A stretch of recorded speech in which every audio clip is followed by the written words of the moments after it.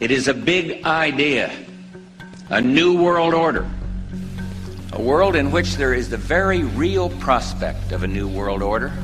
After 1989, President Bush said, and it's a phrase that I often use myself, that we needed a new world order. There is a chance for the President of the United States to use this disaster to carry out what his father, a phrase his father used, I think, only once, and hasn't been used since, and that is a new world order. So that the problem of the Bush presidency will be the emergence of a new international order.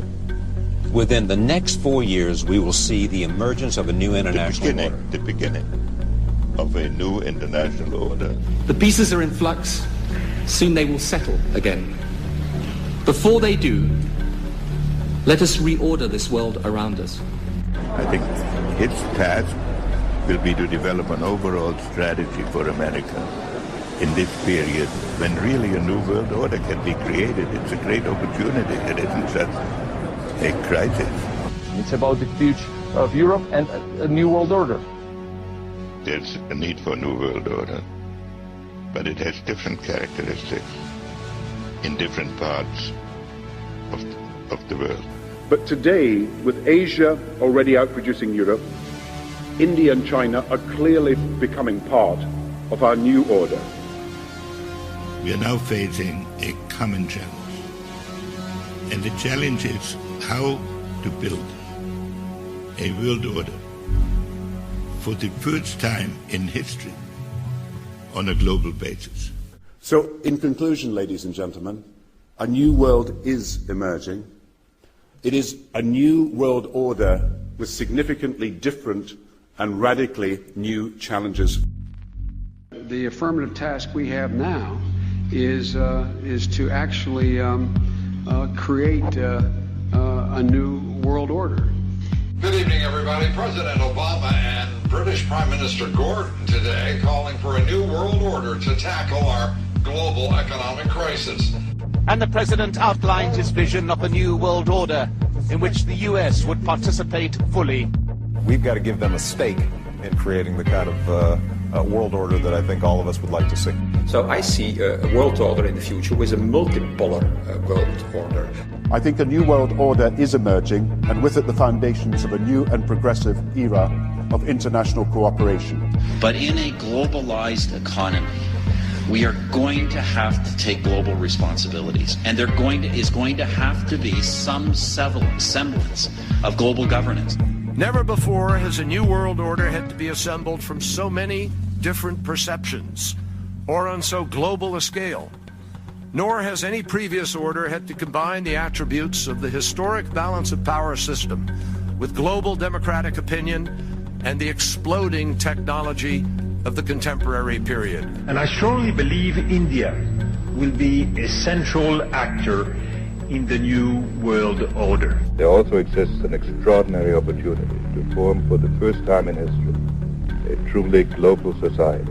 2009 is also the first year of global governance with the establishment of the G20 in the middle of the financial crisis.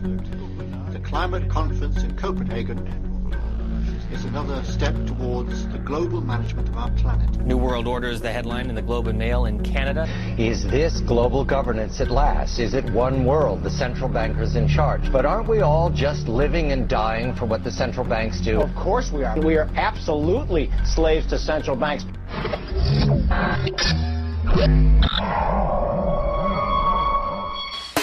I welcome this kind of examination. I am paying for this microphone. What difference does it make? I'm as mad as hell, and I'm not going to take this anymore. I'm just a patsy. Not a Pax Americana, enforced on the world by American weapons of war. Wherever there's a cop beating up a guy, I'll be there. We didn't land on Plymouth Rock. The rock was landed on us. The United States is owned by foreign corporations. Do you really care? And if anybody cares, they're considered crazy. I have sinned against you, my Lord. Man, all the humanity and all the controllers here looking very carefully at the situation. Obviously a major malfunction. An unspeakable tragedy. Dead on arrival. And I will go to my grave being at peace about it. Our long national nightmare is over. Don't give up. Don't ever give up. This is the Midnight Rider News Show with S.T. Patrick. Howdy, this is Dick Revis. You're listening to the Midnight Rider News Show with S.T. Patrick. Hello, America and the world. Welcome to the Midnight Rider News Show. I'm S.T. Patrick, your friendly neighborhood host, traipsing through the trials and travails that have so tempestuously and untruthfully been blasted into your eyes, ears, and minds by the state-sponsored talking heads, the court historians, and the textbook conglomerates that control information today. Tonight, we have episode 064, James Perloff on the CFR, the NWO, and Deep State America. Our guest tonight is James Perloff, who'll join us next in the Midnight Hour. First, a little castle cleaning. You can follow us on Facebook at Midnight Rider News Show. That's at Midnight Rider News Show. And this week, we will unveil the first series of Midnight Rider News Show t-shirts. Believe me, guys, they look fantastic, and I'm excited for you to see them. Information about the shirts will be distributed through the Facebook page, so please check us out there. And right now, we actually have a few 2XL shirts and one zipper hoodie, which is very nice, but we'll be taking orders for various sizes and shirt colors this week. Now, we've had some nice download numbers this week from the Seattle-Tacoma area, so thanks to all of you out there and to all of you in Washington who've been so kind to us. Speaking of which, I want to thank John at covertbookreport.com. That's covertbookreport.com. John's been very kind to us, and we really appreciate that, so thanks, John. We'll be right back with James Perloff. From the American Revolution to 9/11, from the writing of the unseen hand to his time spent with William Cooper, Behold a Pale Horse, conspiracy legend Ralph Epperson joined the Midnight Rider News Show to discuss what it was like to do conspiratorial research old school. Hi, this is Ralph Epperson, author of The Unseen Hand. If you want to know more about the conspiratorial view of American history and the real story of what happened to the outlaw Jesse James, listen to episode 15 of the Midnight Rider News Show today. James Perloff is a fascinating guy, let me just say that first. He's an Ohio guy born and bred, and as a young kid he suffered from low-spectrum autism brought on by allergic reactions to the DPT shots. He has two major book releases, the first of which is 1988's The Shadows of Power, The Council on Foreign Relations, and the American Decline. And folks, when I first took on this research, everyone pointed me to The Shadows of Power as the book on the CFR. It's fantastic. He then released Truth is a Lonely Warrior, which is about the larger organizations that control the planet. Some call them the New World Order. And if anyone has been to jamesperloff.com, and you all should, you've seen the author information. And if you've seen the author information, you know that James is a pretty fun guy, beyond being incredibly informed. So let's welcome him to the show tonight, James Perloff. James, how are you this evening? I'm doing very good, especially being on Midnight Rider Show tonight. Thank you so much for having me on. You are very welcome, and thank you for being on. And James, I follow you online in various formats, and you're really one of the researchers whose posts I stalk. No reason to be frightened. But in all seriousness, I was perusing jamesperloff.com, and I keep finding myself wondering how you got to the point where you are in life. And I'd like listeners to really know a little bit about you and how you came to really realize that we weren't being told the truth about history or current events. Well, as far as my own evolution as an alternative media writer, I was a hippie in the early, 70s, around 1970, when the anti-war movement was going on, and I was not a leader or anything like that. I was just a hanger-on, but I was interested in politics and interested in what was motivating things. But in the hippie movement, we didn't have any idea about the Fed or the Council on Foreign Relations or the Deep State or things like that. Then in 1978, I saw a girl reading a book by Gary Allen called None Dare Call a Conspiracy. And I didn't talk to the girl, and I didn't look inside the book, but I saw the cover, and something told me, this is a non-experience I have happened to me very often, but something told me, you have to get that book and read it. And so I started looking for the book, and I found a copy on a bookshelf at a bookstore on Mass Avenue in Boston, and read it, and the book just changed my whole view of the world. For the first time, history made sense. I saw that it had a pattern. I saw that there was an agenda driving America's policies. I saw that it was interconnected. Gary Allen talked about the Fed, the Federal Reserve. He talked about Council on Foreign Relations and its role in shaping America's policies. He talked about some of the false flags. It wasn't a complete picture, but it's enough to show me that history was not just a random unfolding of events as I had been taught in public schools. That led me to desire to know more and become active in fighting these forces. And Gary Allen specifically mentioned the John Birch Society, which, as it happened, was located at that time. Their headquarters was in Belmont, Massachusetts, not that far from me. So I visited there, bought a lot of their materials, and eventually I got a job in their research department, which was, they had, I don't know if they still do, they probably do, but they had a huge set of file cabinets with great information, like just on the Kennedy assassination. They had 3 deep files you could pull out. Everything was alphabetized, and it was articles that had been collected over, I don't know, a couple of decades from all kinds of sources. Plus, they had a bookshelf with alternative, unusual books. And then they, after they had some personnel changes at their magazine, The New American, they allowed me to start writing for it, and I wrote some successful articles, such as one on a cover story on the attack on Pearl Harbor in 1986. And then in 1988, they asked me if I would write an article on the Council on Foreign Relations, which at that time was one of those visible manifestations of the establishment. We didn't have the whole picture, but that was one of the most visible manifestations. So I was writing an article for it, and soon it became so long it would have more than filled one magazine, knocked out all the advertising. So we said, let's turn this into a book. And it turned out to be a bestseller, sold over 100,000 copies. That was kind of the genesis of my becoming involved with alternative media. And I wrote off and on for The New American for 27 years. And for a while I was writing and speaking publicly on the creation-evolution debate.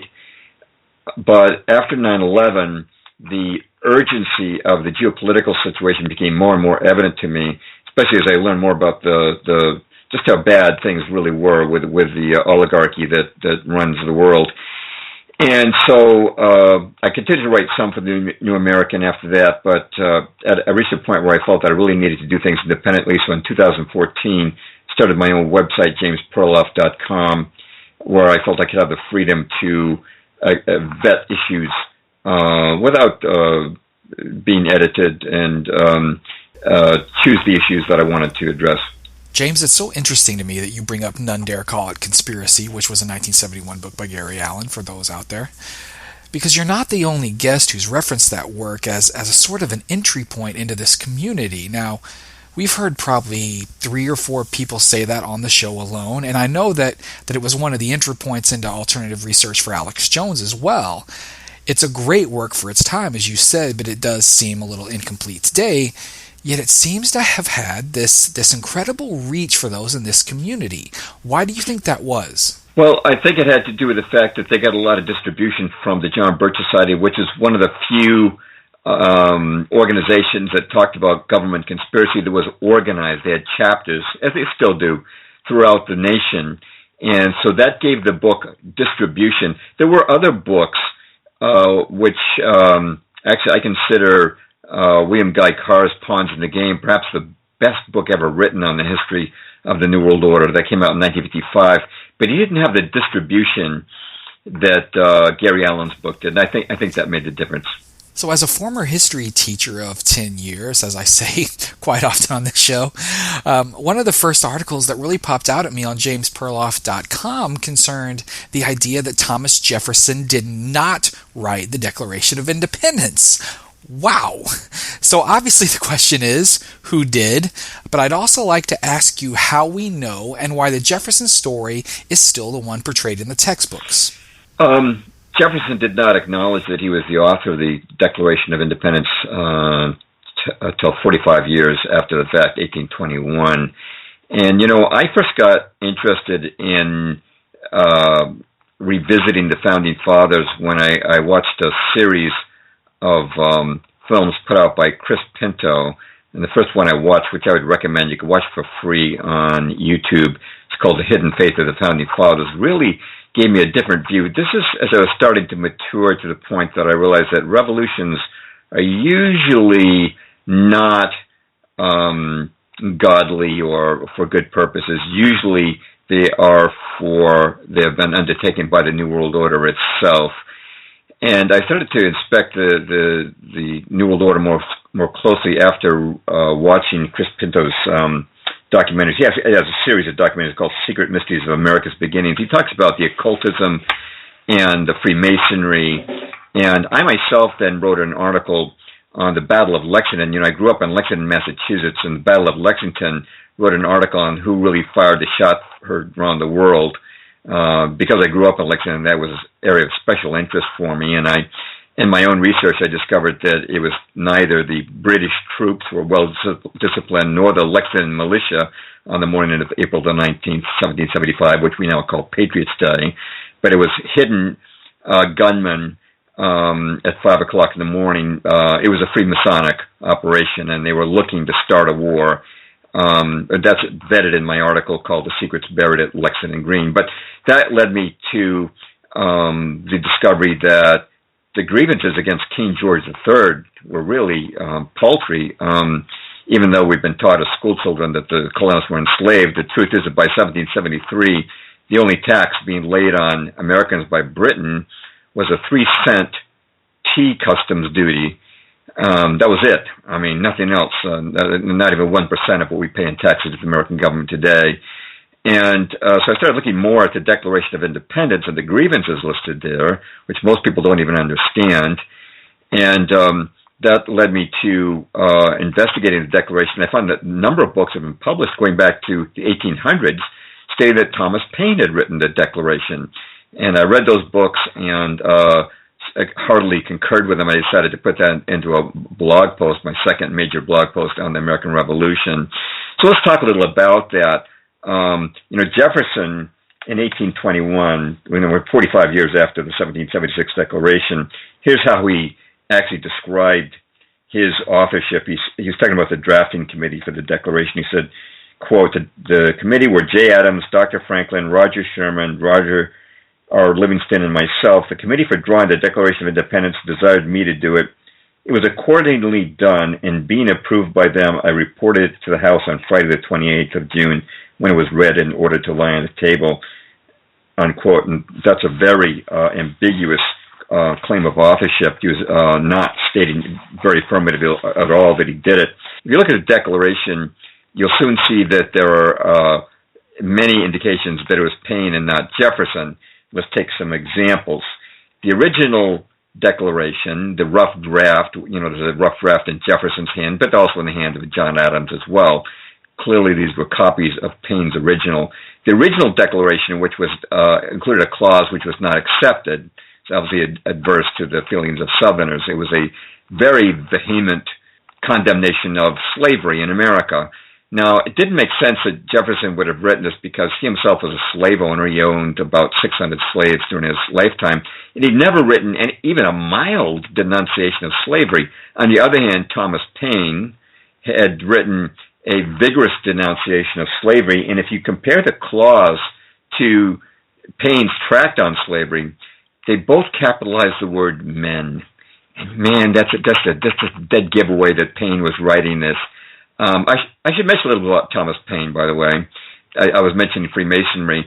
Thomas Paine was an Englishman, and Benjamin Franklin, who was a Freemason at large, he was the Grand Master of Philadelphia, also the Grand Master of the Nine Sisters Lodge in Paris, and he was a member of the Hellfire Club in London. So he was all over the place.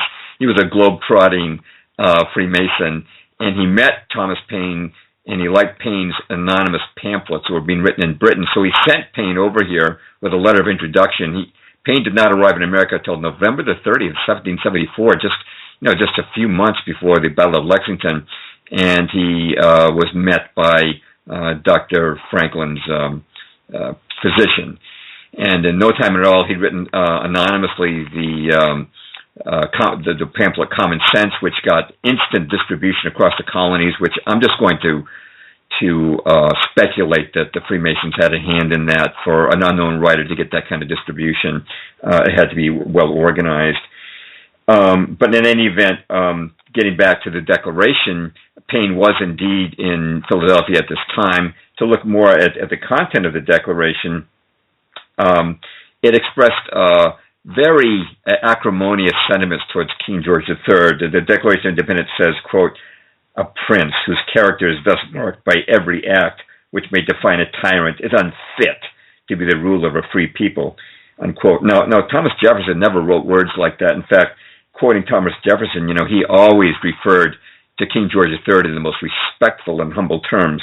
He said, quote, "To propose to the said Congress that an humble and dutiful address be presented to His Majesty, begging leave to lay before him as Chief Magistrate of the British Empire the united complaints of His Majesty's subjects in America."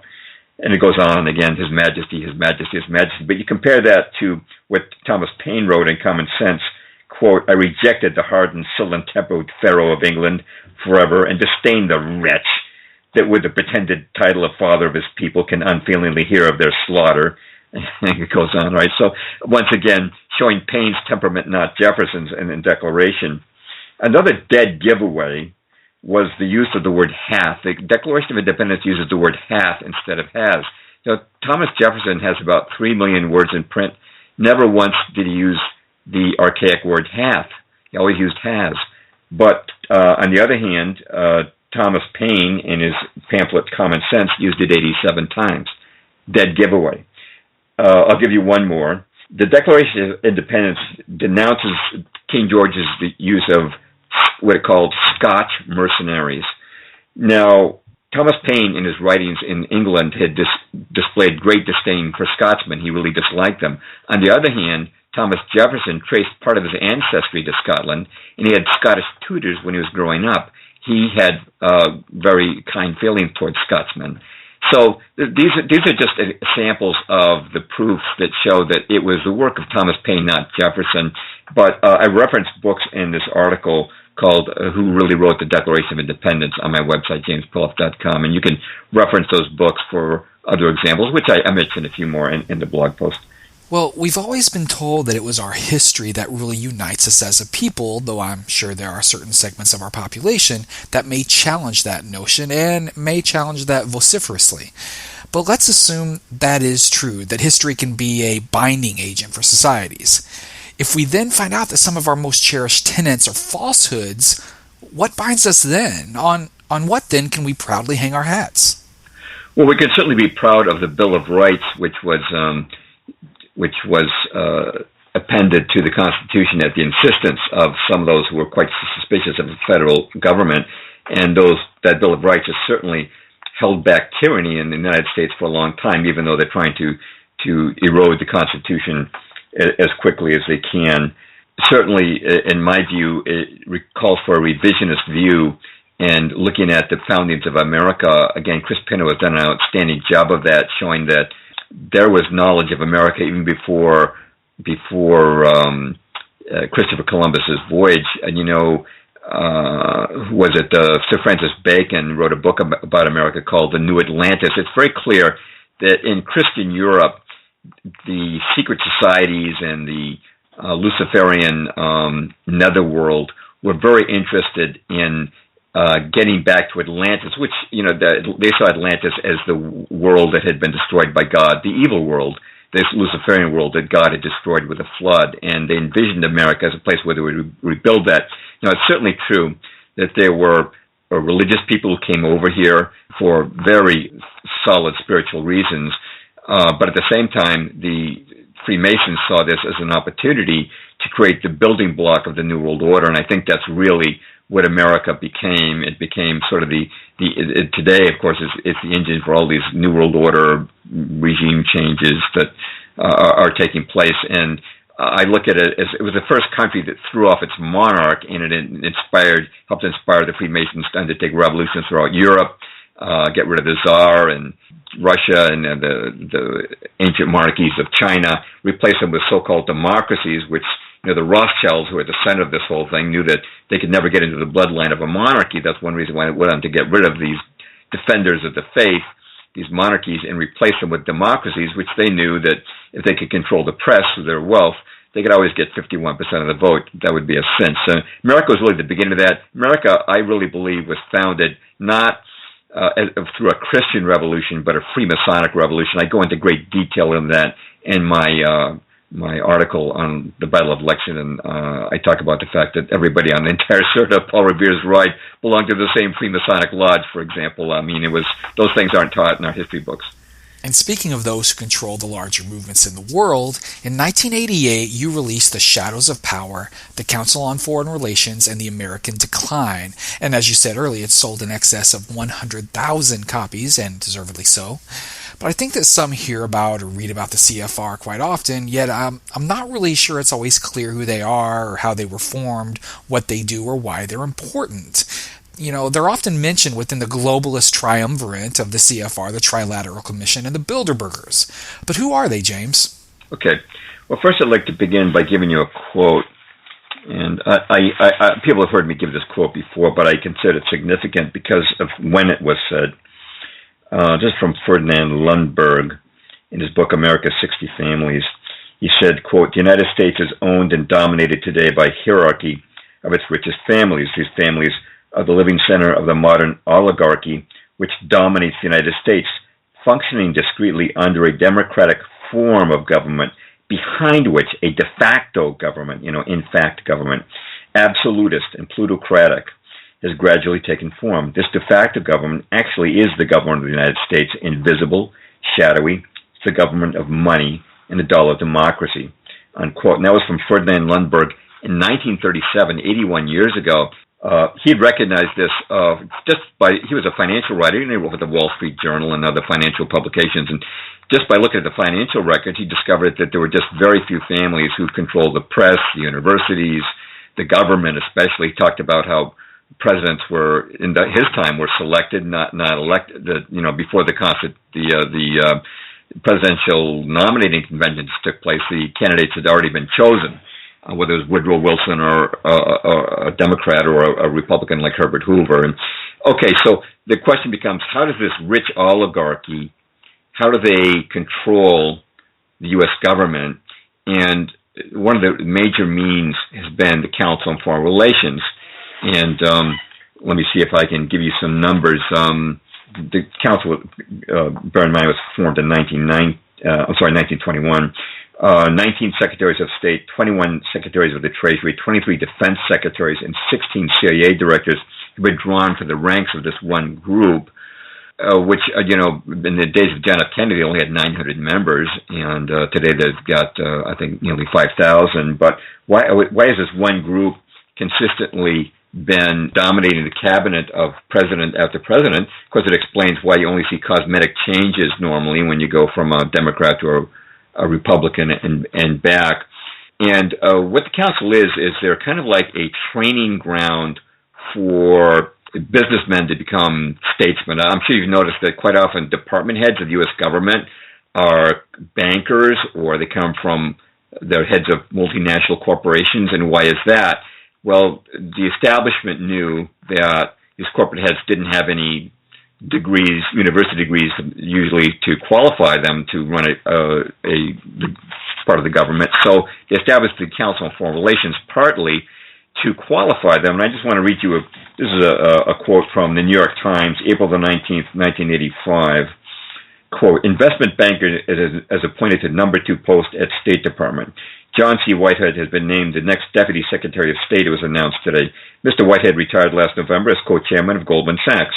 Mr. Whitehead brings to the job no apparent expertise in international diplomacy.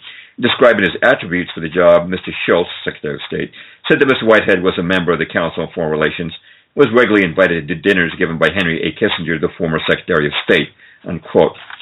David Halberstam said of the Council on Foreign Relations, quote, they walk in one door as acquisitive businessmen and come out the other door as statesman figures," unquote. Joseph Kraft wrote an article for Harper's in 1958 about the CFR called School for Statesmen. And the Christian Science Monitor said, quote, "There's a constant flow of its members from private life to public service," unquote. So in other words, they take these rich businessmen or bankers, they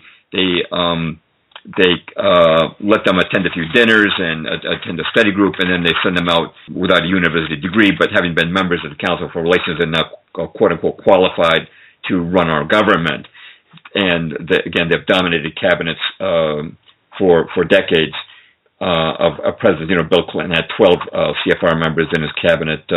When Obama was president, John Kerry at Secretary of State, Jacob Lew and Timothy Geithner at Treasury, Hagel, Carter, and Gates at Defense, Homeland Security, Jay Johnson and Napolitano, at Commerce, Penny Pritzker, and of course Vice President Joe Biden, all members of the Council on Foreign Relations.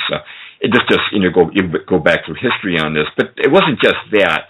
It wasn't just providing a connection between the oligarchy and the government. The other thing was the council was originally established in 1921 as an advocate of world government. You see, in 1919, Woodrow Wilson, surrounded by bankers, had proposed the League of Nations. That was the first attempt at world government. This was at the Paris Peace Conference of 1919, which was discussing the aftermath of World War I. He proposed the League of Nations. It was successfully implemented, but the United States did not join because, fortunately, our Constitution said that any treaty had to be ratified by the U.S. Senate, which rejected it very wisely. So after that rejection, the bankers hadn't even left Paris. They held a series of meetings at the Majestic Hotel in Paris, and they resolved to form a new organization in America, which would bring us into the realm of world government.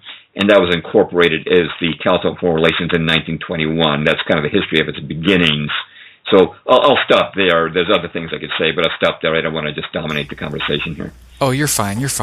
But James, what you've so just meticulously described to me reminds me of the Evan Thomas Walter Isaacson book, The Wise Men, which was published in 1986. Now, I've always found the subtitle of that work very telling, and the subtitle is Six Friends and the World They Made. So they're openly admitting in the title that it's a world in which they, meaning the six friends, have made, not the people in the Oval Office, not the people in the State Department.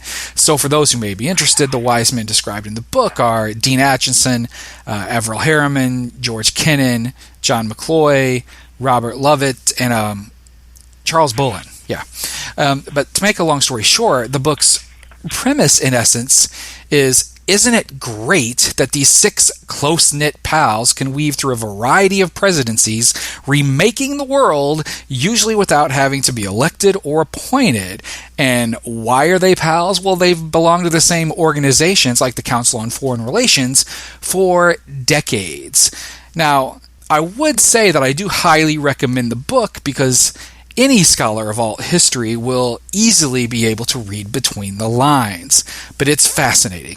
And Thomas and Isaacson were members of the Council on Foreign Relations, so of course they had nothing good but good things to say about the Wise Men. They seem to always, I noticed in following these people over the years that they always refer to themselves as the best and the brightest, or the wise men, or the best brains that can be brought to Washington.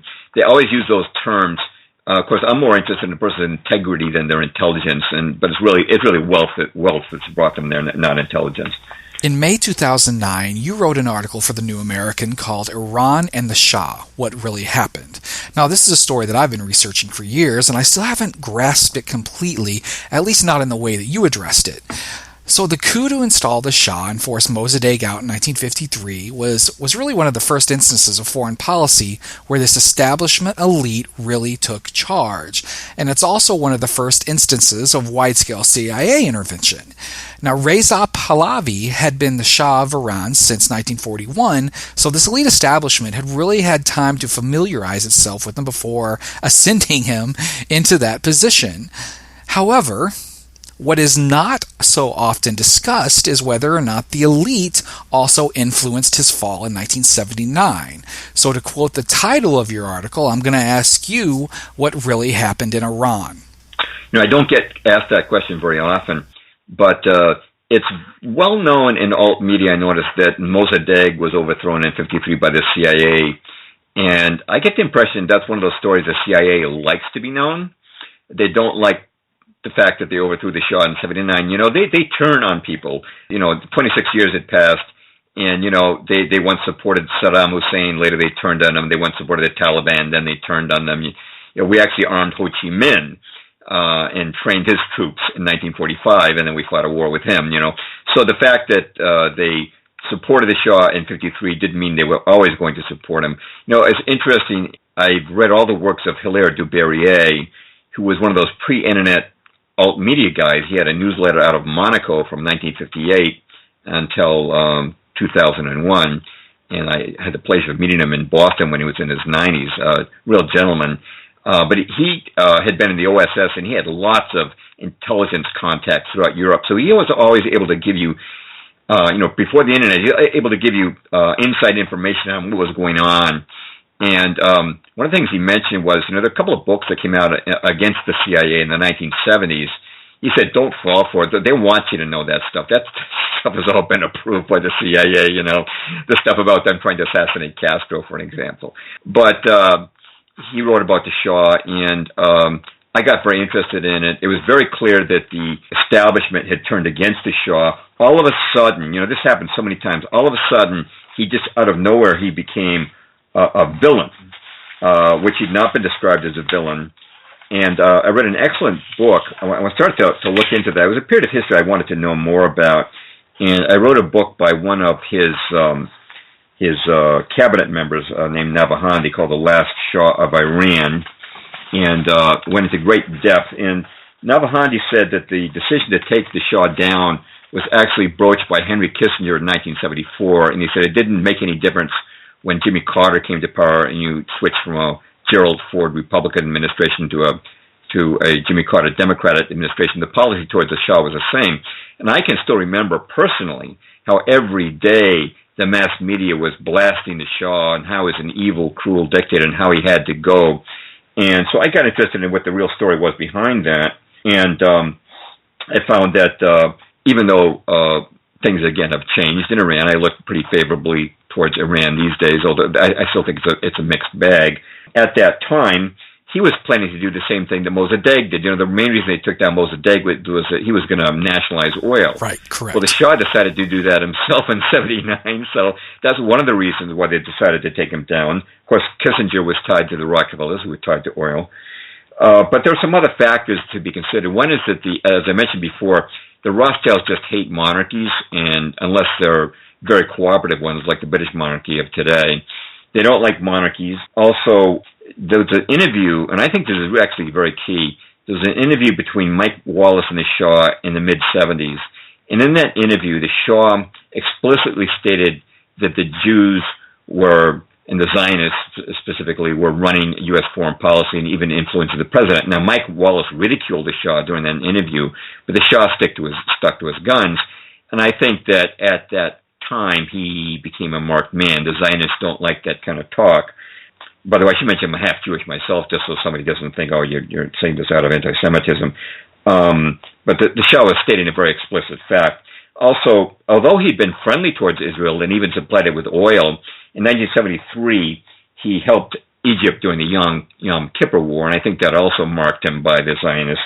He also opposed the opium trade, which we now see flourishing in Afghanistan, which is right next to Iran. And he also provided great stability to the Middle East.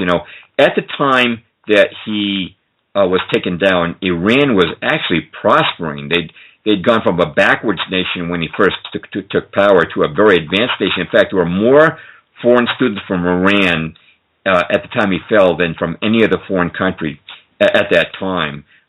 He was sending students overseas so they could help enhance Iran's industry. He even built an Olympic stadium, and he applied to have Iran host the Olympics. Can you imagine a Middle Eastern country hosting the Olympics? So he was very pro-Western. He was very stable. And I really look at this as the first blow of what they call the Arab Spring. I think it was the first takedown with a pretty radical, at least under Khomeini, was a pretty radical dictatorship. And there were actually more people killed under Khomeini's in his first month than died under the Shah during 37 years, and that's was not brought to the attention of the American people by all the people who complained about human rights abuses by the Shah. So this was actually a deep state takedown. They talk a lot about Mossadegh. They don't talk about the Shah, and they betrayed him at every step of the path. When he left Iran at the insistence of the American government, when spurred on by the revolutionaries who were being backed by the West, he was promised that he could come to America. As soon as he got to Egypt, he was informed by the American ambassador, no, you can't come to America. I mean, the poor guy was betrayed at every... He had cancer, too. He wasn't long for this world. I did write an article on this for the New American in 2009, what really happened, and that was a deep state operation. They definitely took him down. I consider the Shah, in spite of the Mossadegh situation in 1953, I consider that he was a good man with a good heart who had the best interests of his people in mind. But if the globalist elite wanted the Shah out, and I don't deny that they did, I think the rise of the Ayatollah Khomeini was a perplexing choice as a successor, and then why allow the hostage crisis to occur as it did? Well, I think this is, like I say, it's the first blow. You notice that today the U.S. in Iran and Syria, we back the worst radicals, the jihadists, and there were dictatorships in the Middle East, but we take them down and replace them with something much worse, whether it's in Libya, getting rid of Gaddafi, or Iran, getting rid of Saddam Hussein. And if Assad was to fall in Syria, you would see, Christian beheading jihadists take over there. And this has been part of their plan, is to destroy the stability of the Middle East. This is really the first blow in what I consider a long-term plan on the Middle East. You probably have to redirect me to your question. I think I probably drifted a little bit from it. Sure. How do the globalists benefit from allowing the Ayatollah to rise as a successor, and then by allowing the hostage crisis to occur as it did? Well, they needed the cooperation of people within Iran, and the jihadists there, or the most radical Islamic elements, were already hostile to the Shah because of his pro-Western views. You've probably seen some of those pictures of what girls used to dress like in Iran. They looked like they were pretty Western girls, and riding around in convertibles and stuff like that. Is a very westernized nation, and the most radical elements of Islam did not like that. Now, the Shah was tolerant of Islam and Christianity and all faiths. He said that all I forget the exact phrase he used, but he said that all faith is becoming to a human being, whether it's Christianity or Islam. He's very tolerant. And what we now have is a situation where we have increasingly an intolerant situation in the Middle East, and I think that was a first step towards that. But they certainly needed people in the streets who were willing to overthrow the Shah. They couldn't just do it on themselves. I mean, the deep state in America, we were just outsiders. So they needed a combination of jihadists and the Communist Party actually working together. The Shah himself worked on was comment on the irony of Islamicists work with communists, because communists have traditionally been an enemy of religious faith, but they work together in this particular case. There was the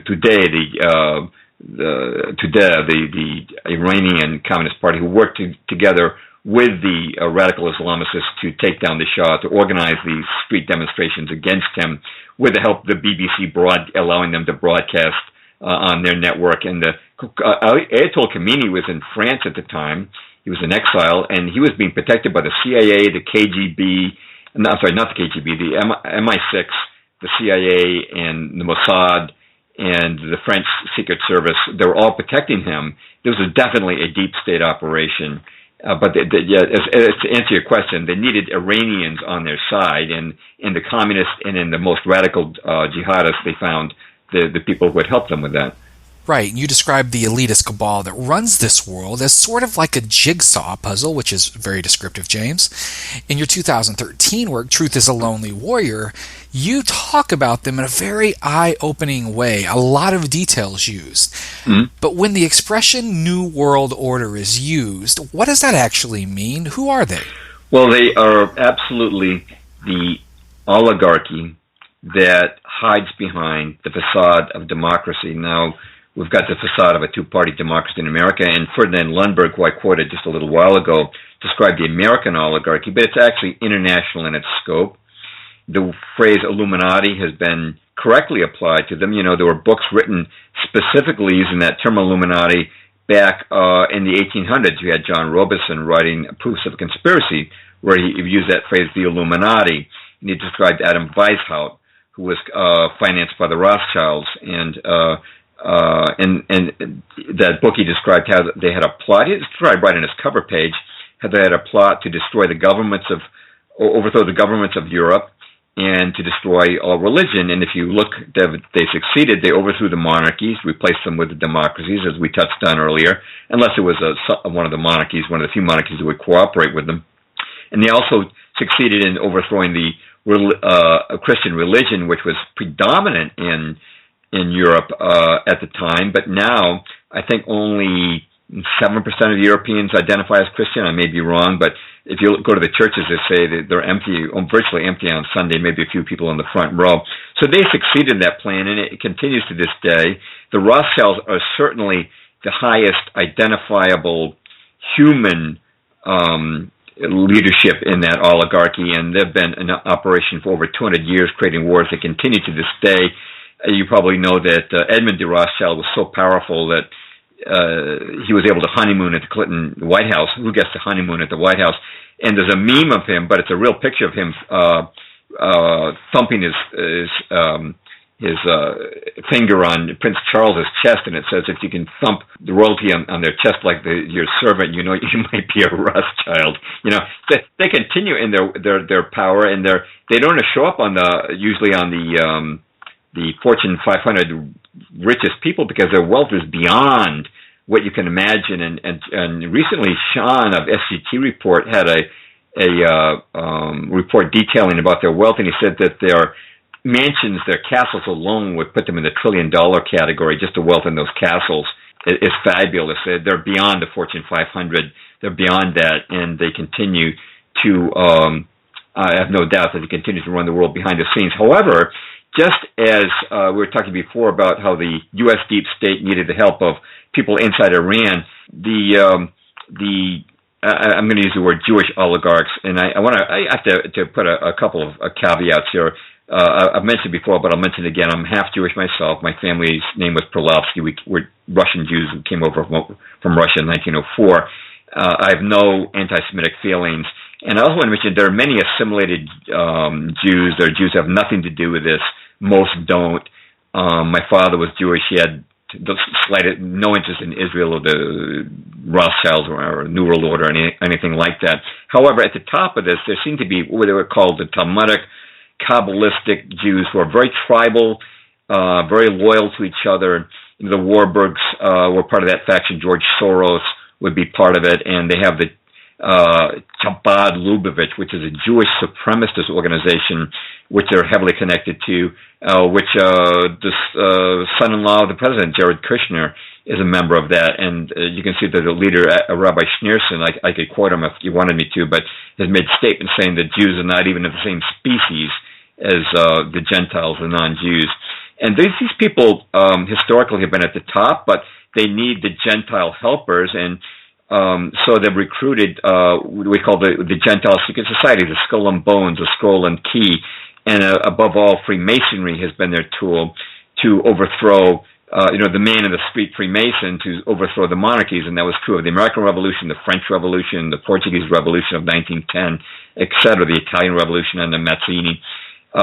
Now, whereas the Jews have a blood tribal loyalty, these Masonic, the Gentiles don't have a tribal loyalty, so they have a Masonic loyalty. They take an oath a blood-curdling oath of loyalty, and in return for that loyalty and a pledge of secrecy, they get promises of promotions, and they get to rise up to the upper ranks of the military, etc. They get rewarded financially in return for loyally following the orders. I recently wrote, the last article I wrote for my website was called Why There Was a Golden Age of Television. I talked a little about the changes that took place in America in the early 60s, which included changes within television. But at that time, the Supreme Court took God out of the public schools. They banned school prayer, and they banned the Bible within the course of 1 year, 62 to 63. At that time, the majority of justices of the Supreme Court were Freemasons, including the Chief Justice, Earl Warren. And I have no doubt whatsoever that their loyalty to the oath of loyalty to Freemasonry was higher than their loyalty to the Constitution of the United States. That's why they were willing to violate the Constitution and suddenly declare that prayer and Bible reading were unconstitutional, whereas they'd been constitutional for 200 years leading up to that. So the Freemasons are the second tier, but the top tier, and I really have to underscore this, the top tier is really not Jewish. The top tier is really Luciferian. And I don't know if you've had, if you happen to see the interviews with a Dutch currency manipulator, ex-Dutch currency manipulator named Roland Bernard. They are extremely important. He talks about the fact that there are 8,000 people that run the world. He was a currency manipulator for these people for years, but he talks about how they brought him to the Church of Satan, and he laughed, but then they asked him to participate in child ritual sacrifice, and when you watch his face, you know he's telling the truth. He just chokes up. He said he had a very hard childhood himself. He could not do it, and that's why he left this group, and he decided to expose what's going on. But this has been known for some time. If you go back to 1955, in the book I mentioned by William Guy Carr, who was in Canadian intelligence, his book was called Pawns in the Game, described how the elite are Luciferian, they're Satanists. He knew this from his intelligence context. If you look at the work of the late Ted Gunderson, who was in the FBI, he was in fact the special agent in charge of the Los Angeles office of the FBI with 700 FBI personnel under him. He specifically corroborated William Guy Carr by name, and he talked about the Satanism of the elite. And you see it in the Hollywood, the satanic symbolism, even in Disney movies now. These people are Luciferian at the top, and this is a spiritual battle. I don't know what your stand is on Christianity, but in the Bible it talks about spiritual warfare. There's no question in my mind that the geopolitical battles that we're seeing, the struggles that were taking place, are actually a representation of that warfare, the battle between Satan and God, as it were. And at the very top of this hierarchy, it's not money and wealth. A lot of people, we were hippies, we thought it's just these are rich guys who want to get richer. And it is true that the people at the top use money as an incentive to get people to do what they want, but at the very top, they are Luciferian. And I would say that if you wanted to structure the New World Order, I'd say at the top, it's Luciferian, including Lucifer himself. And that may be unreal to some people who think the world is very material and doesn't have a spiritual content to it. But at the second level, I looked at the very Talmudic Jews bankers and again, I'm excluding the majority of Jews from that. They are not a part of it. And at the level beneath that would be the secret societies, the Gentile secret societies, especially the Freemasons, who have carried out their bidding throughout the world. And that has been the New World Order, carrying through an entire program that has ranged from the environmental movement, which has brought us under greater control, communism, communist revolutions, the geoengineering we see taking place, the Federal Reserve, central banking, the Council on Foreign Relations. This is all part of one grand scheme to bring about a New World Order, a world government, which would be satanic in its character. That's kind of the New World Order, and I guess a very long answer to what was a kind of a short question. We're talking to James Perloff, the author of The Shadows of Power and Truth is a Lonely Warrior. Now, he's the curator at jamesperloff.com, a great site which contains all the articles that we are discussing tonight, so please go there and check those out. So I want to also apologize to the audience because we're really jumping around so much. But here's what happened. We were interested in so many of James' writings that we knew tonight would be all over the place, but rest assured, we're going to try to get James back on very soon, actually, to discuss some of these even further. And I want to ask you, James, now the globalists, they use war as a means of control, and now we're even in this sort of perpetual war state. Mm-hmm. Right. But I want to take you back to the Vietnam War, which we've done multiple episodes on this year alone. Now, it's a complex war, and I used to always say that it was the hardest war to teach. It's easy to teach the protests, but it was hard to teach the war. It was a really hard war to understand for the students as well, and it's hard to follow in any way that is linear. So you can't really follow, say, a timeline in any way that would make sense. But is there something that we never learned about Vietnam that we should all know? I've written on Vietnam, and I still want to write another article, and the title might be something on the order of why the anti-war movement of the Vietnam War was not like today's anti-war movement. And the basic reason for that, ST, is that the deep state was actually behind the anti-war movement. But to understand that, it requires elaboration, and perhaps even more than I can credibly give in the time we're fitting into this interview, in which we're covering several subjects. I want to talk a little about how the situation came about in Vietnam. The deep state was behind communism. They, the Rothschilds and Kuhn-Lieb and Company had financed Lenin and Trotsky, and we World War II resulted in the expansion of communism, and it's quite interesting. If you look at communism in Asia, which would of course include Vietnam, it was the interventions of the deep state that brought communism there. We had Franklin D. Roosevelt meeting with Stalin at what were called the Big Three conferences, and at those conferences, he asked Stalin if he would break his non-aggression treaty with Japan and join the United States in fighting Japan. Stalin had his hands full with Germany, but had a non-aggression pact with Japan. Well, Stalin agreed to do that, but he said, I'll only do it on one condition. The United States has to provide my Far Eastern Army with all the weapons and munitions it needs to fight the Japanese. So President Roosevelt agreed, and we actually sent 600 shiploads of Lend-Lease to Stalin instead of our own troops in the Pacific to help them fight Japan. Now, Stalin was a very clever guy, and he didn't enter the war in the Pacific until we'd already dropped the atomic bomb on Japan, and Japan was suing to surrender.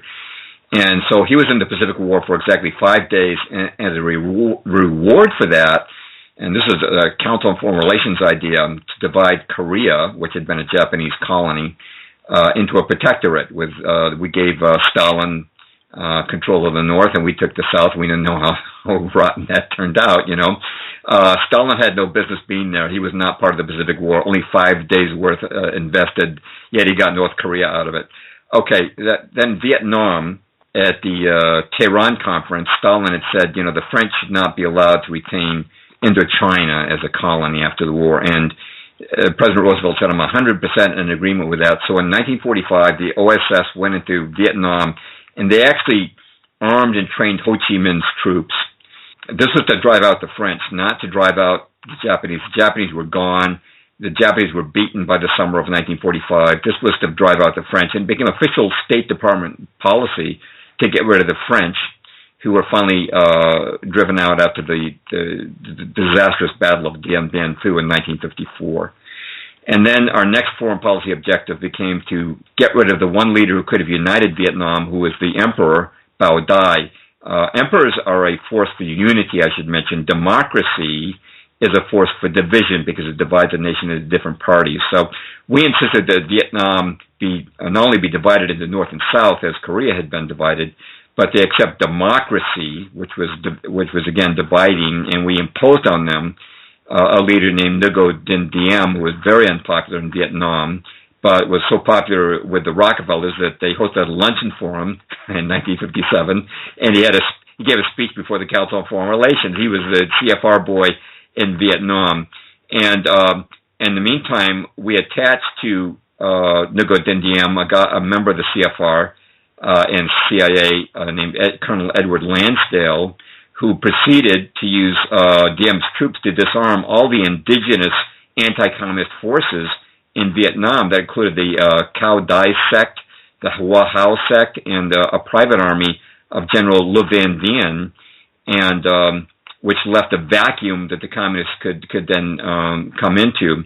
I should probably just mention that Hollywood glamorized Edward Lansdale in a movie starring Marlon Brando called The Ugly American, made out to be like this guy who knows everything about the Far East. Okay, so in 1961, Walt Rostow, State Department advisor, told President Kennedy we need to send troops to Vietnam to suppress the communists there, which we'd now set up, that situation. And Kennedy agreed, and we sent 10,000 troops to Vietnam. Now, what you should know is that Walt Rostow was not anti-communist. In fact, two of his aunts were members of the Communist Party. His father was a communist revolutionary in Russia. His brother Eugene Debs Rostow was named for Eugene Debs, a Socialist Party leader, and he'd been rejected for employment in the State Department 3 times as a security risk during the Eisenhower administration. He was not anti-communist. And then you look at the Tonkin Gulf incident, right? That was the incident, the non-incident that brought us into the Vietnam War, or the escalation of the war, I should say, in 1964.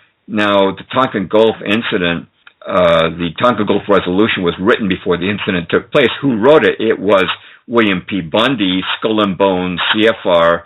He went on to become the editor of Foreign Affairs, which is the journal of the CFR. He was appointed to that position by David Rockefeller. He wrote the Tonkin Gulf Resolution before the incident took place. And the man, this is not known to a lot of people, but this is described in that book we were talking about earlier, The Wise Men. There was a group called the Wise Men who specifically counseled Lyndon Baines Johnson to escalate the war. And there were 12 of these 14 men who were members of the Council on Foreign Relations. And it was Dean Acheson who was most vocal. Dean Acheson, former Secretary of State, was absolutely adamant we have to escalate the war in Vietnam. And he insisted upon it. It was upon that advice that Lyndon Baines Johnson escalated the war. Now, Dean Acheson had actually been an employee of Joseph Stalin. He was chosen as a young attorney to represent Soviet interests in America even before we recognized the Soviet Union in 1933. And guess what? He was the father-in-law of William P. Bundy, who wrote the Tonkin Gulf Resolution. His law partner, I should mention, William P. Bundy was the head of the Alger-Hiss Defense Fund in the 1950s. Alger-Hiss, a Soviet spy, and Hiss's brother Donald Hiss was the law partner of Dean Acheson.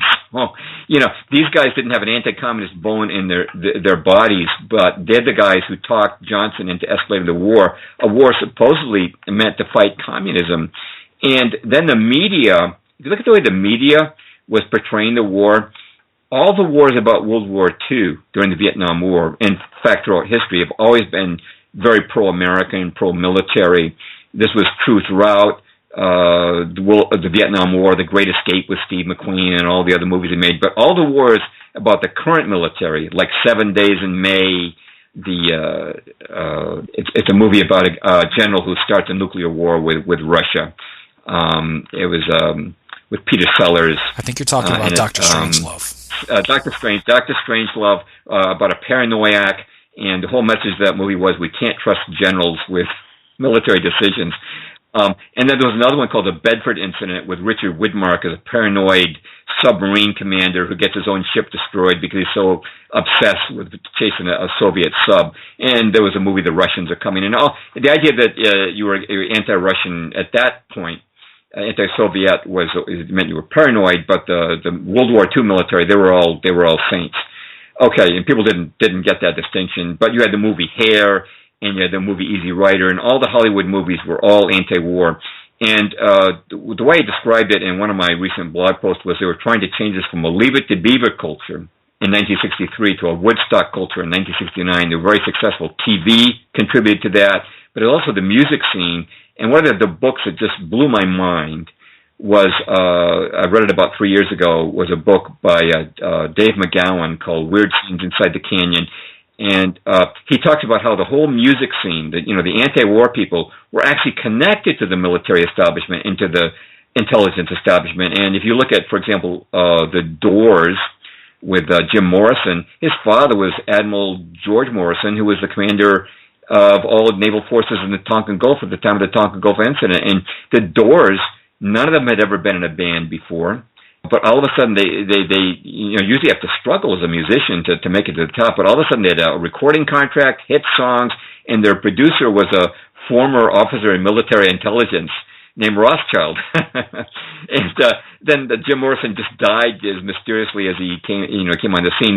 If you go through the book, you'll find that Crosby, Stills, and Nash and the other groups of the Laurel Canyon bands, they called them, they all lived near to each other, and they all lived near to something called the Lookout Mountain Observatory, which was a military establishment, and they were all connected to military. They all came from military families. It was just absolutely amazing. But they wanted this revolution. They wanted a culture change, and in that particular article, which is I forget the title of it, but it's about.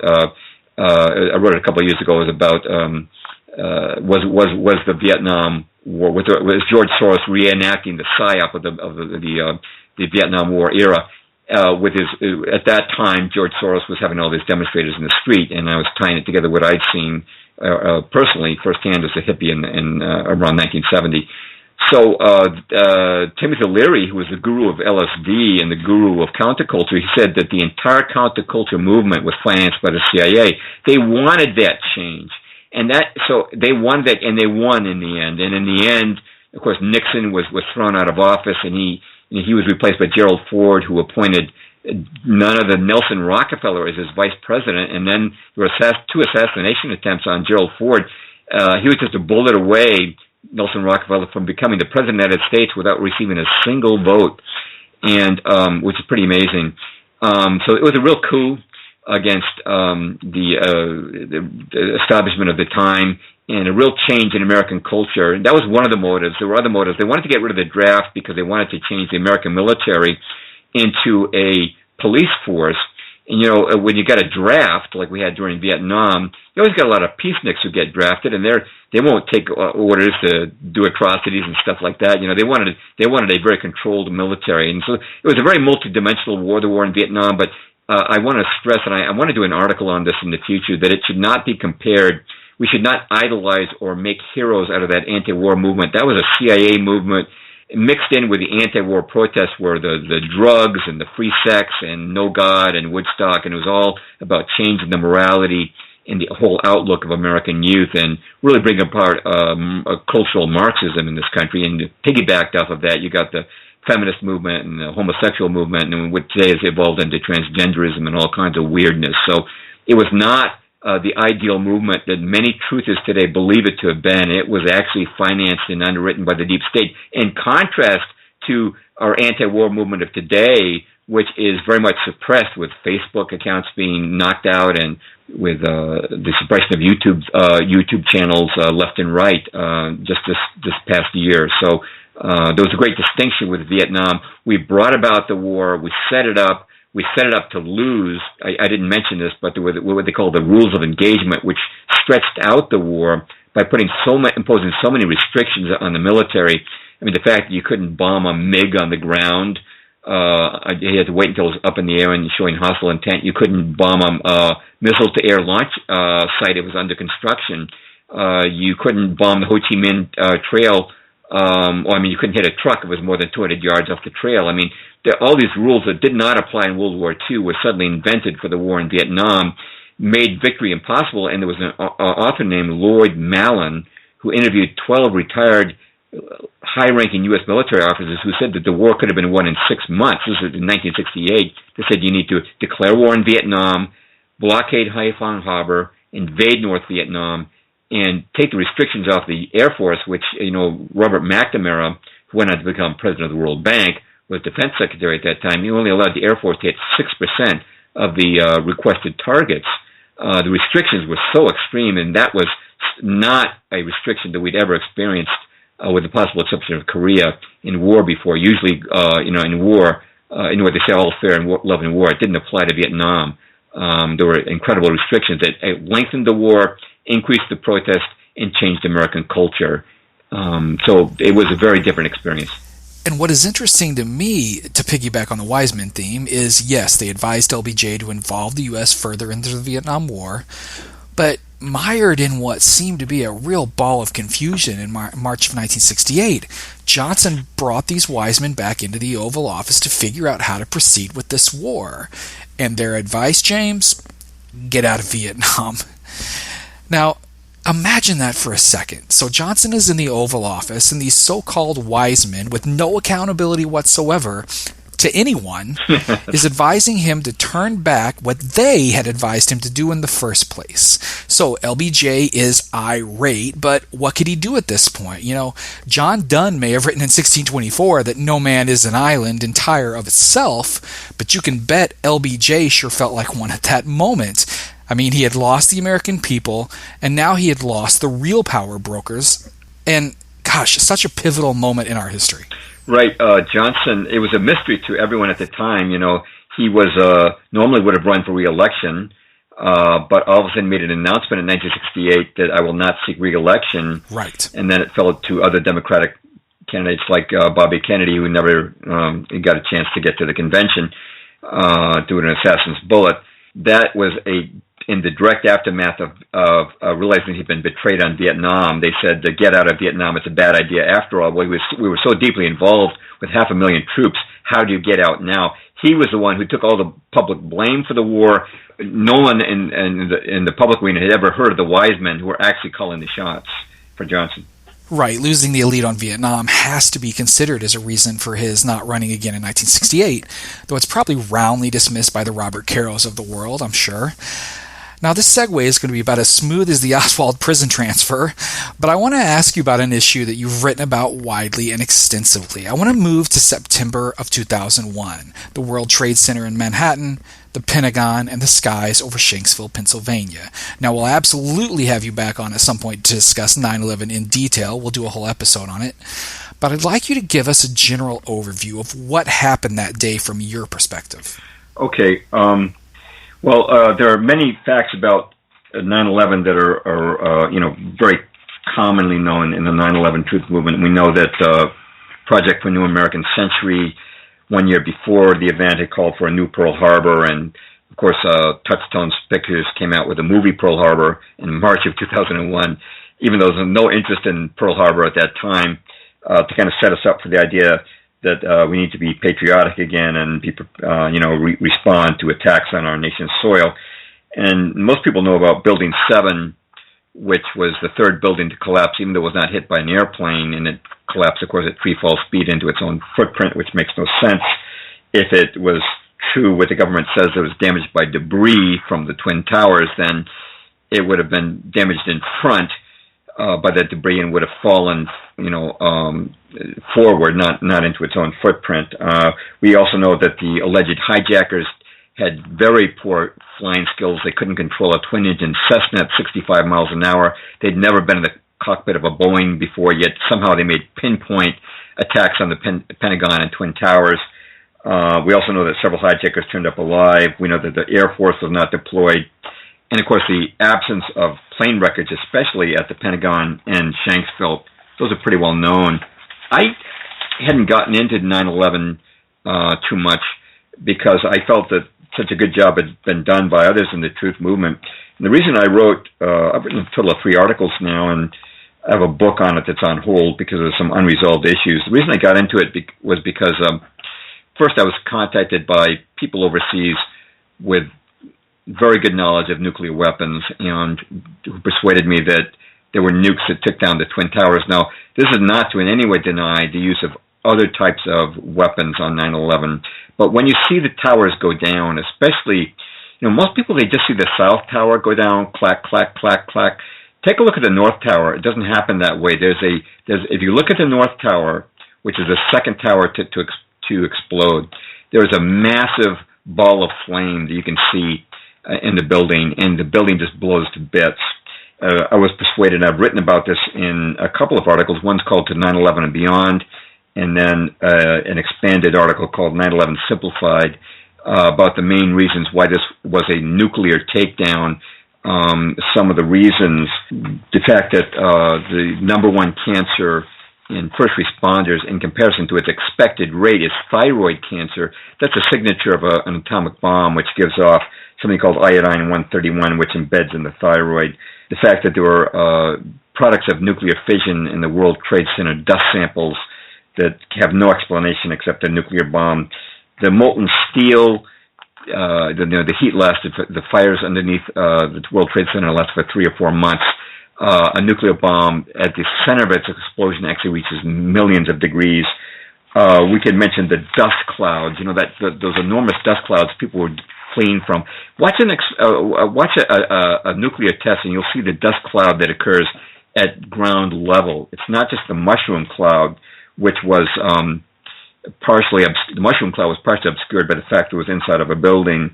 We believe that these were mini nukes, backpack nukes, just the type that Israel would have planted in the service pits of Elevator 50, the one elevator that ran the full length of either tower. The vaporization of the contents of the Twin Towers, which a nuclear explosion would have that much force. Also, the force that threw chunks of the World Trade Center weighing multiple tons, hundreds of feet. The nuclear bomb is the most powerful explosive known to man. It has that kind of power. The seismograph readings at the Lamont Doherty Earth Observatory. There were other reasons we go into.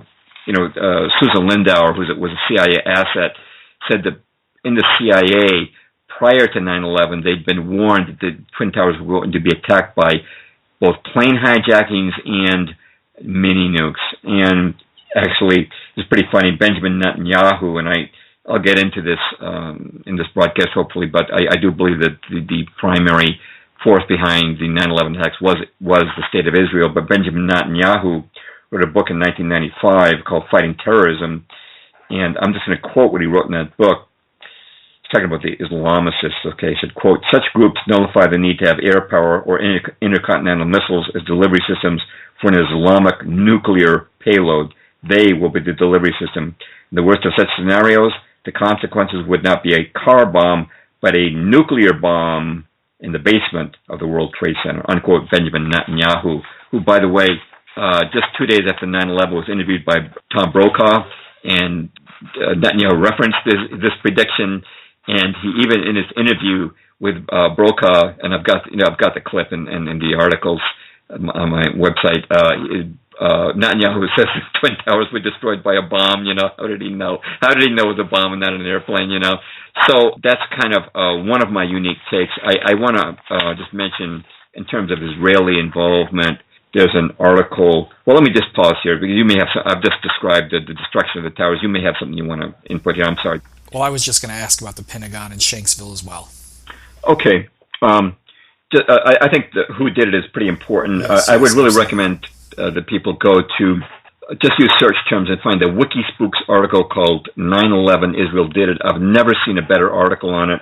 But just the fact that airport security was in the hands of Israeli owners at all four airports, the fact of the dancing Israelis, at least two of whom were members of Mossad, the fact that Michael Chertoff was put in charge of the Justice Department investigation. Michael Chertoff, his mother was an officer in Mossad, and Michael Chertoff let all the Israelis, including the dancing Israelis, go home.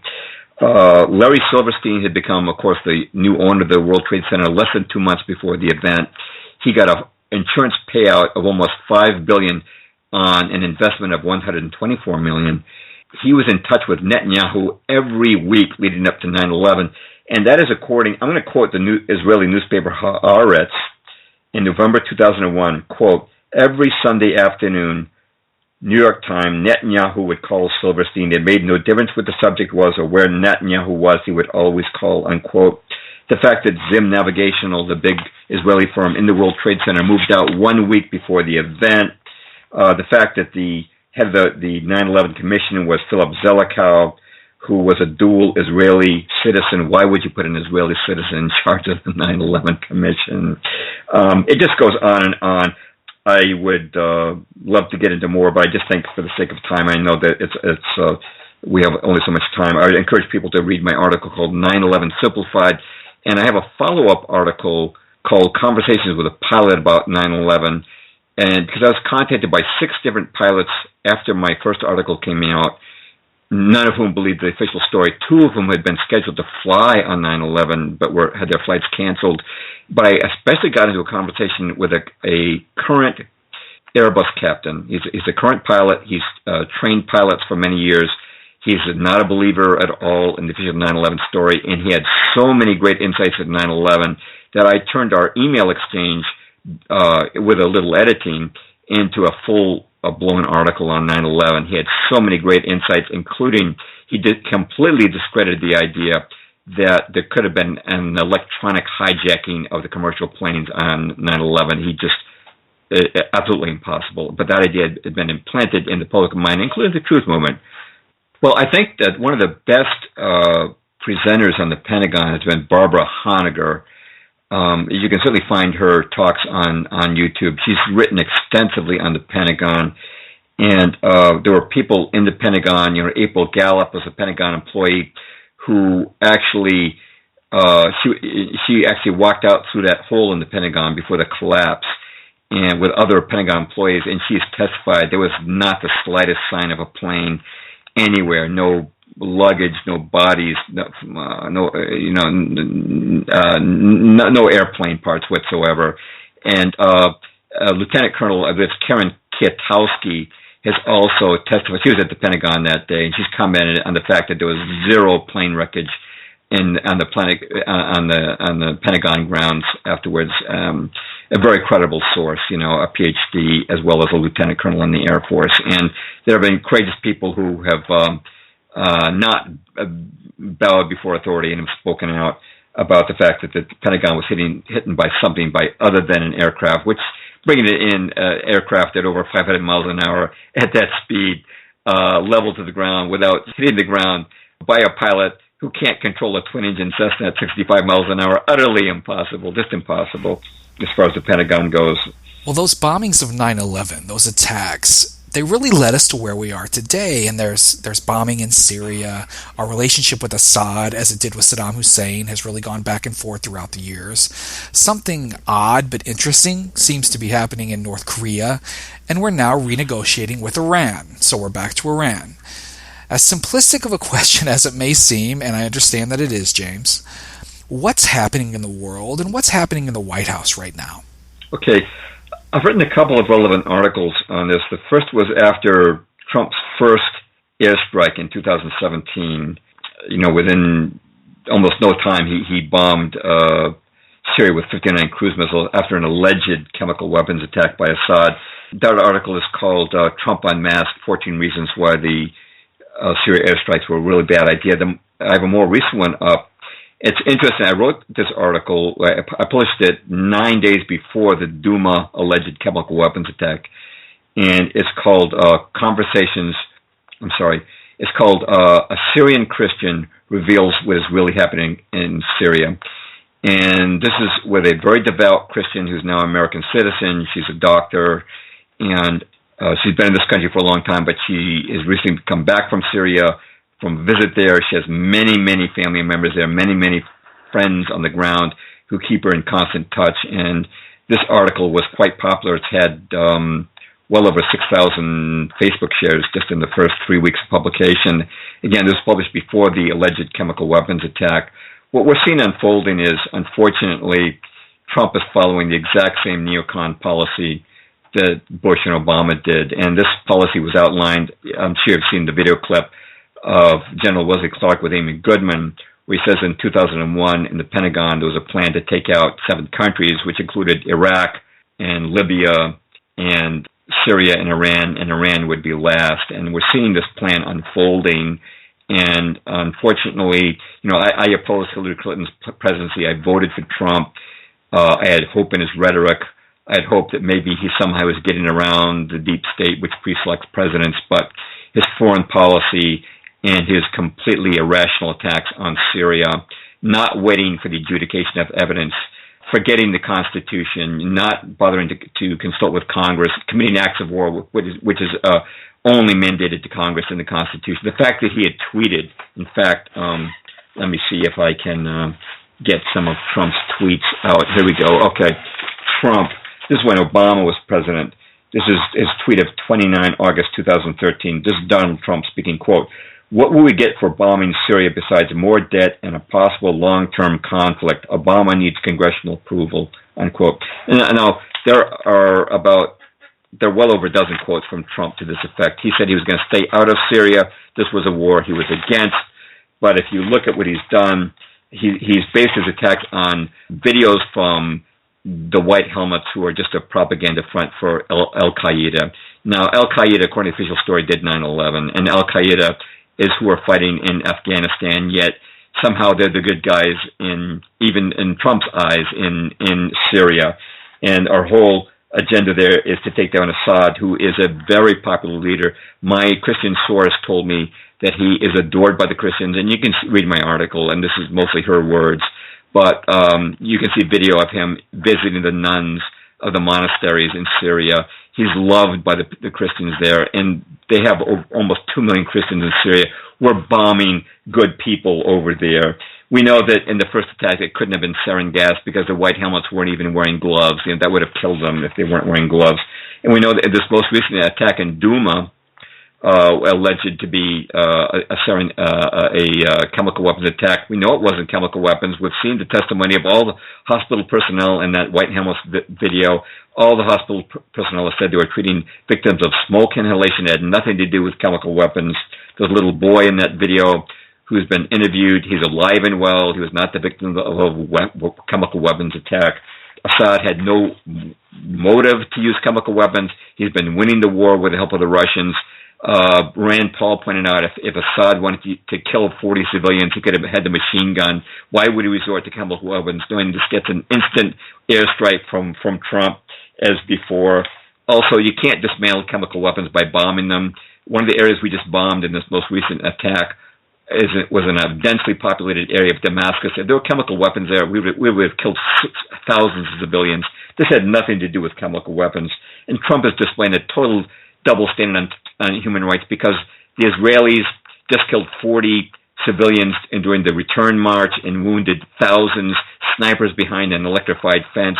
They've dropped chemical weapons, I'm speaking of white phosphorus, on Gaza, which is a contravention of international standards on chemical weapons to do that on a civilian population. Trump is not worried about the millions of civilians that Saudi Arabia is putting at risk of starvation in Yemen.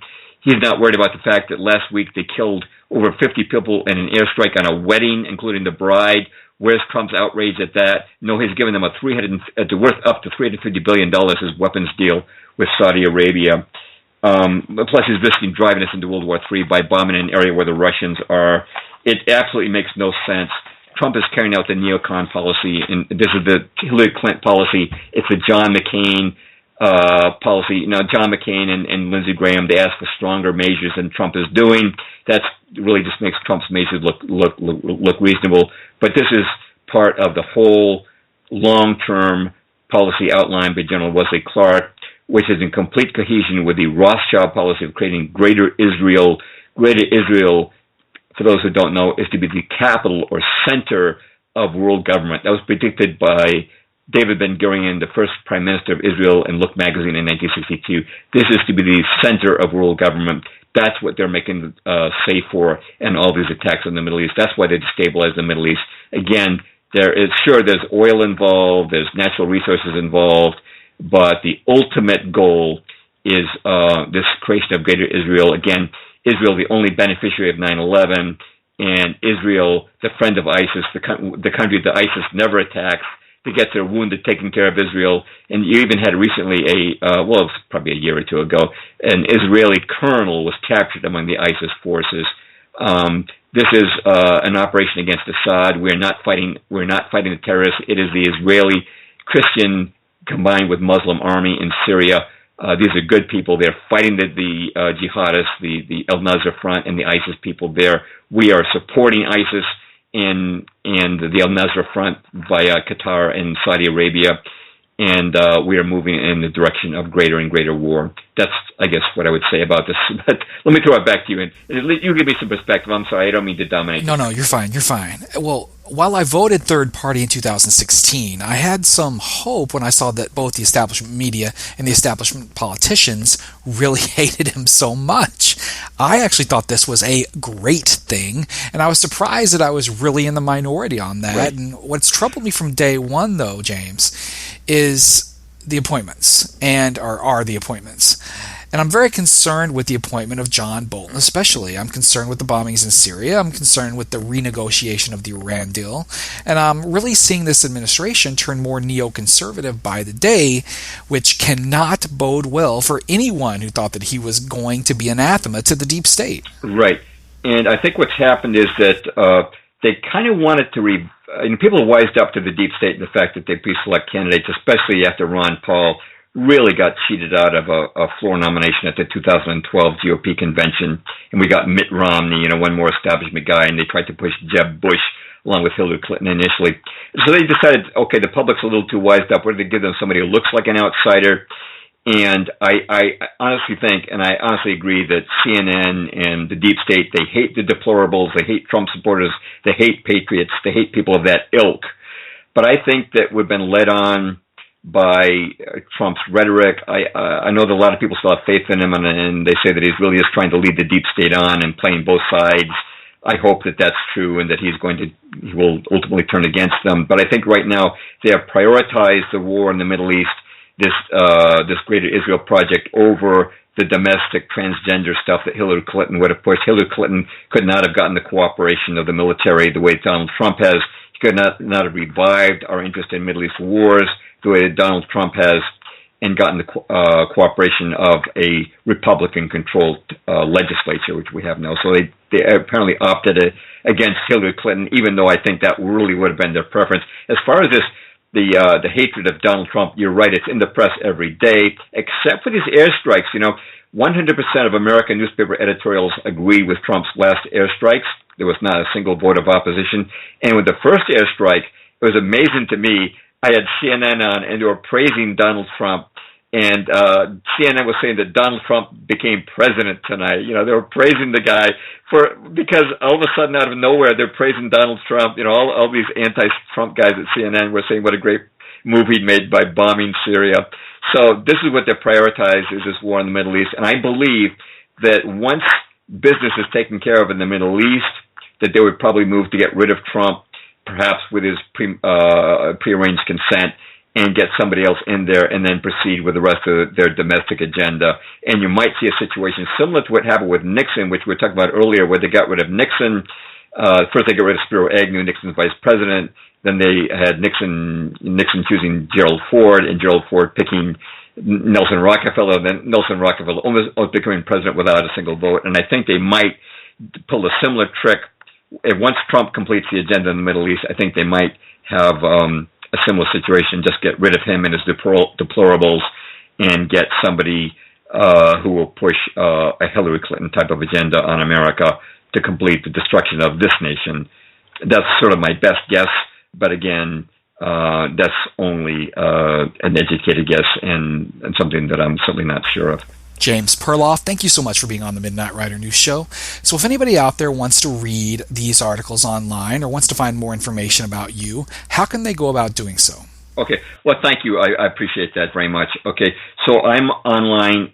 My website is jamesperloff.com. It's P as in Peter, ERLOFF as in Frank, jamesperloff.com. And I have many, many articles there since 2014 on history as well as current events. But my main book that I like to promote, it came out 5 years ago, but it still provides a lot of info. It's a primer on the New World Order. It's called Truth is a Lonely Warrior. And it starts out with false flags that have brought us into wars, and then it goes on to the CFR and the Fed, what it does, and media control, and the whole agenda for a police state, secret societies, and it goes through chemtrails and vaccines, and just it's an A to Z primer on the New World Order. And I tried to make this a book that would be very reader-friendly, that you could give to a skeptic. It's got footnotes, it's got an index, and it's in Kindle and in paperback on Amazon. And actually, Amazon tried to suppress this book last year. I've already wrote an article about that, but it's back available. And so people, that's the book, number one book I recommend, Truth is a Lonely Warrior.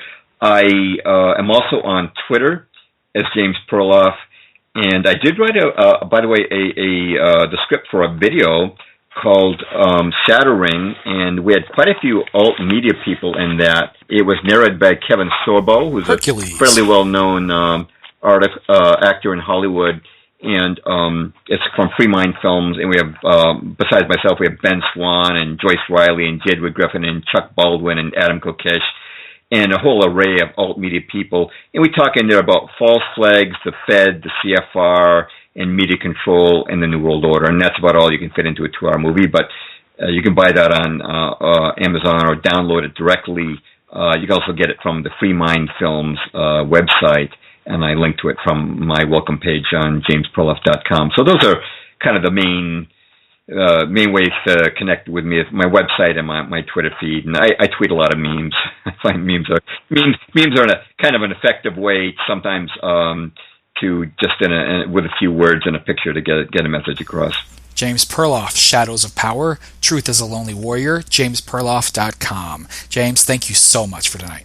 Thank you. We covered a couple of topics that are a little bit unusual to talk about, and I look forward to coming back on your show and addressing some subjects perhaps in greater detail, or perhaps just in brevity, some topics that still need to be talked about to clarify what's been going on in our world. Absolutely, James. You'll always be welcome here. Thanks. Thank you, ST. I'm ST Patrick. This is the Midnight Rider News Show. We'll be right back. Are there concentration camps being constructed in America today? How many foreign troops are on U.S. soil and why are they here? What are the Nazi links to the red, green, and blue list? And which list might you be on? Al Cubbett is an old-school truth chaser from the era of Bill Cooper, Ralph Epperson, and John Lear. If you want to hear how Al Cubbett still challenges the New World Order today, listen to episode 002 of the Midnight Rider News Show now. This is Al Cubbett talking to you, and you're on the Midnight Rider Newscast show, and we expect that you'll get your ears pricked up tonight. There's some things that are happening out there, and you know about it. If you don't know about it, we're going to get real alerts real shortly. Well, this has been a great month so far, and it's only going to get better. We had Bar McClellan and Phil Nelson on LBJ. You just heard the legendary James Perloff, the author of the book on the CFR.